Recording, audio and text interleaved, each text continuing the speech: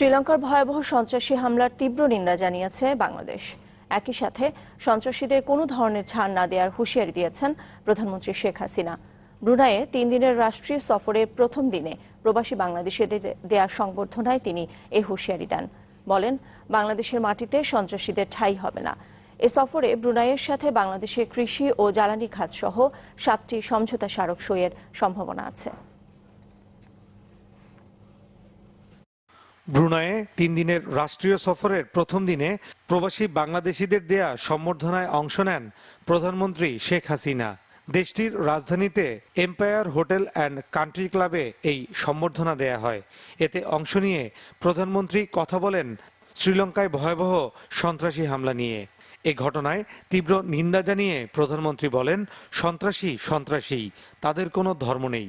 শ্রীলঙ্কায় প্রায় 8টা জায়গায় সেখানে বোমা হামলা হয়েছে, অনেক মানুষ সেখানে মারা গেছে, অনেক আহত, 500-এর উপর মানুষ আহত। আমরা এই ধরনের ঘটনার তীব্র নিন্দা জানাই।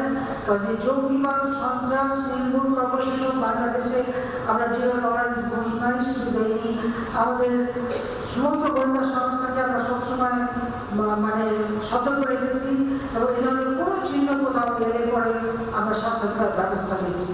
বাংলাদেশের মাটিতে সন্ত্রাসীদের কোনো ঠাঁই হবে না বলেও হুঁশিয়ারি দেন প্রধানমন্ত্রী।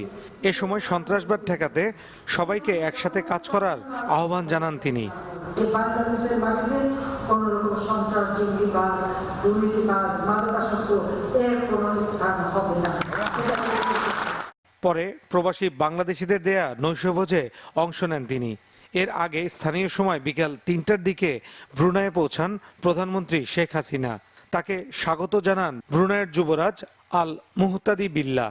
এ সময় গার্ড অফ অনার দেওয়া হয় প্রধানমন্ত্রীকে।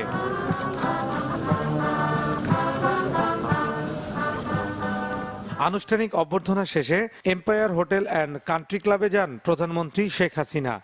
প্রধানমন্ত্রীর এই সফরে 2 দেশের মধ্যে কৃষি, জ্বালানি খাত সহ 7টি সমঝোতা স্মারক সই হওয়ার সম্ভাবনা রয়েছে। একই সাথে ব্রুনাইয়ের সুলতান হাসান আল বলকিয়ার ও সে দেশের ব্যবসায়ী প্রতিনিধিদের সাথে বৈঠকের কথা রয়েছে প্রধানমন্ত্রী শেখ হাসিনার।